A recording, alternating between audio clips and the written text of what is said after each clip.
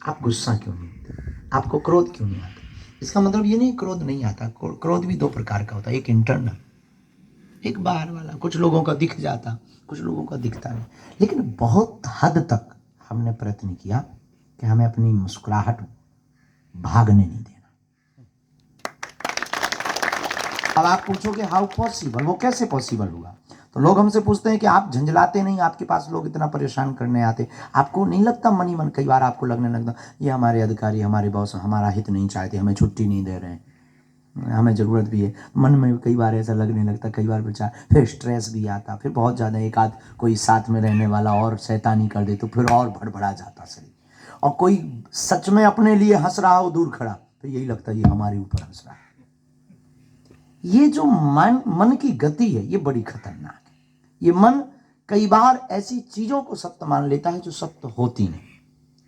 तो स्ट्रेस मुक्ति का सर्वोत्तम उपाय, या तो आप यहाँ व्यस्त बहुत रहते पर 12 घंटे की ड्यूटी करके आए, आप 5 मिनट मेडिटेशन करिए, ध्यान। जरूरी नहीं आप हनुमान जी का करो, राम जी का करो, आप जिनको मानते अपने गुरु का ध्यान करो, अपने इष्ट का, आराध्य का। हमारे सरदार परंपरा से जो है वो अपने गुरु ग्रंथ साहब का, जिनका भाव बने। 5 मिनट आप ब्लैंक होकर के, एकदम ब्लैंक, खाली, कुछ नहीं सोचना, केवल ध्यान करो। अगर आप ओम का करो, प्रणव का, तो हमें लगता है कि आप देखेंगे 10 से 15 दिन में आपके जीवन में और आपकी बॉडी में बहुत फर्क पड़ रहा, आपके विचारों में बहुत फर्क पड़ रहा। कई बार शरीर जो आलस में, चिड़चिड़ापन में, आपके विचार बदलने लगेंगे और सुताई आपके अंदर हैप्पीनेस आने लगेगा और आप गाली में भी मुस्कुराने लगेंगे। कोई उल्टा भी बोलेगा तब भी मुस्कुराएंगे। स्ट्रेस मुक्ति का सर्वोत्तम उपाय है ध्यान, मेडिटेशन।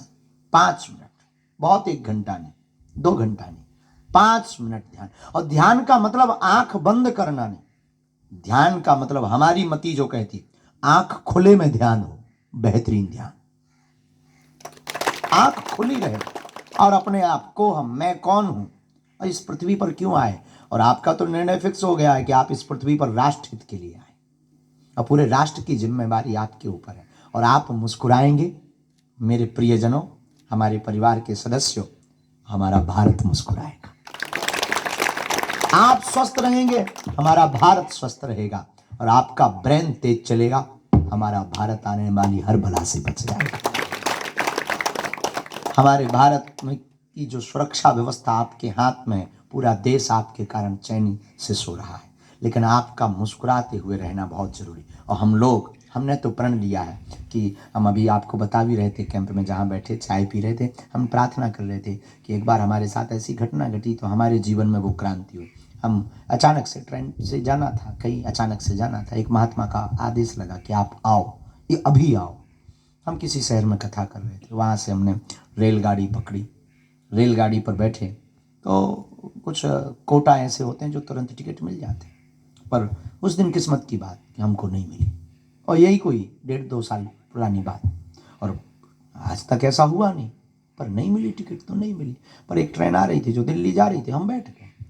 लेकिन विचित्र बात हमने अपनी आंखों से देखी, अधिकारी भी हमारे साथ में, सुरक्षा के अधिकारी भी थे, सब बैठे।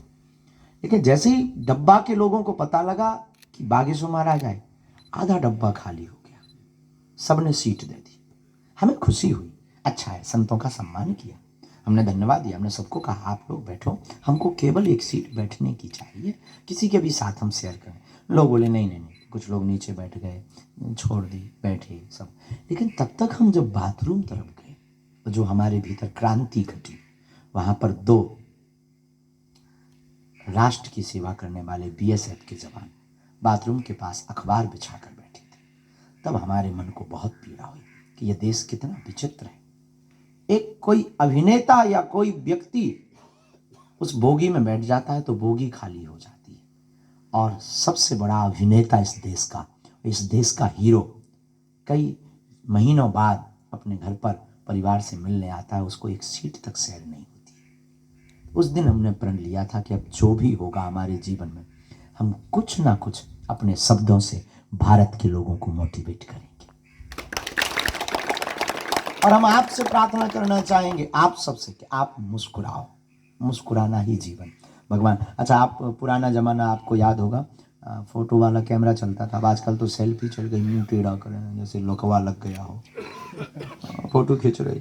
पुराने ज़माने में कैमरा का ज़माना होता था, तो हमने कैमरे के ज़माने में एक अच्छी चीज़, बहुत ऑब्जर्व वाले आदमी हैं, हमने ऑब्जर्व किया, जब किसी की शादी होनी होती तो एक दिन पहले कैमरा वालों को बताना पड़ता था, देख भाई शादी के लिए लड़की वालों को फ़ोटो भेजनी है, कल टाइम पे आ जाना। फिर दिन भर कैमरे वाले का इंतज़ार करते, 3-4 बार पाउडर लगा कर, थोड़ा बाल बाल ठीक करके, लड़की को थोड़ा गोरा बदन जाना चाहिए। कैमरा वाले के भी उन दिनों में बहुत साके पड़े थे, उनकी भी इज्जत बहुत बड़ी होती। वो आता था मस्ती से, फिर लेंस साफ करता था, फिर वो चाय पीता था, तो वो पूछता था फुल खींचूं या हाफ खींचूं। अरे भाई यार जल्दी कर, 3 बार पाउडर खत्म हो गया यार। तो उसके भी बहुत नखरे हुआ करते थे उस जमाने में कैमरा वाला, रील वाला कैमरा। फिर वो कहता था ठीक है खड़े हो जाइए, हम फिर तुरंत खड़े हो जाए। फिर वो कितना भी अनपढ़ गवार हो, वो अंग्रेजी का एक शब्द, प्लीज स्माइल। अनपढ़ गवार, हमारे गांव का छन्नू लाल आदमी, नाम उसका छन्नू लाल, अनपढ़, कभी स्कूल का मुंह नहीं देखा, लेकिन उसने कैमरा क्या खरीदा, प्लीज स्माइल बोलता था। और कभी वो अपना नाम नहीं लिख पाया ठीक से, वो प्लीज स्माइल बोलता था।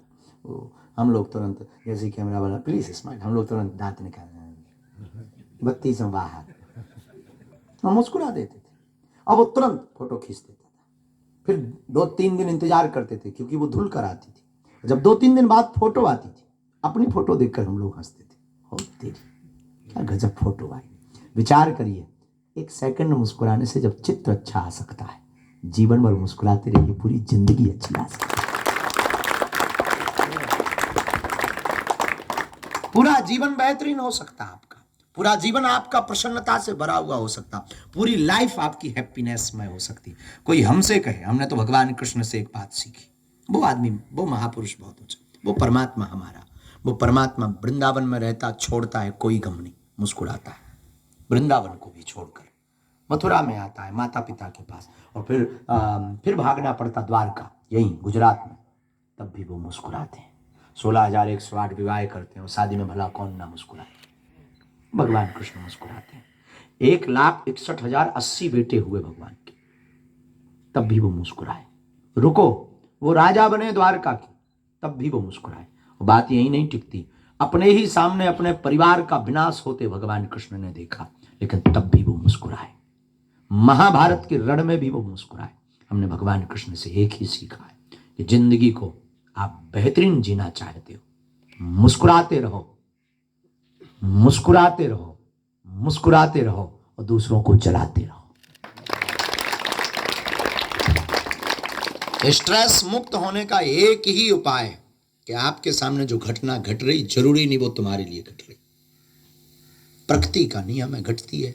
अब कोई हमसे कहे तो आपको भी थोड़ा मोड़ा तो चिंता होती है घर की, अपने राम को भी है, खैर भगवान की कृपा से आगे पीछे अभी कोई नहीं है, ठलुआ है, अकेले राम है, अभी तो कोई नहीं है। लेकिन कभी कभी ऐसा तो नहीं है कि मानव है, कुछ विरोधी लगे रहते, विदेशी ताकतें लगी हुई हैं, लगातार हिंट, लगातार थर्ड कहते हैं, लगातार थ्रेड दी जाती हैं, बड़े बड़े मेल भेजे जाते हैं। हमारे अधिकारी सब डरते रहते हैं, कई बार हमको अधिकारी डांटते हैं, आप गाड़ी चाय जहाँ रोक देते हो, आप चाय जिससे मिल लेते हो, चाय जिसका दिया हुआ खा लेते, किसी के भी घर पे आप घुस जाते हैं।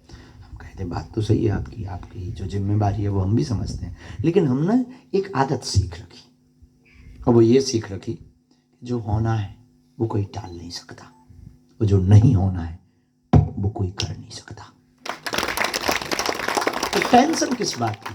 लोग हमसे पूछते, बड़े बड़े नेता अभिनेता हमारे पास आते, वो पूछते हैं आपको कोई टेंशन नहीं होती? हम कहा हमें क्या टेंशन, हमसे तो टेंशन कोई टेंशन कि आदमी टेंशन में क्यों नहीं है। हमें इसलिए टेंशन नहीं है कि ना इनकम है ना दिन कम है। टेंशन उनको होती जिनकी इनकम हो, दिन कम हो। अब जो होना है सो होना है, और जब तक मुझे लोग, हमारा एक सिद्धांत, मन को ही एक हमारा कमिटमेंट है, जब तक धीरेन्द्र कृष्ण को कोई खत्म करेगा, तब तक ये धीरेन्द्र कृष्ण घर घर धीरेन्द्र कृष्ण पैदा कर देगा, और कहानी खत्म। यही हम आपको बताने आए हैं। आज हम BSF के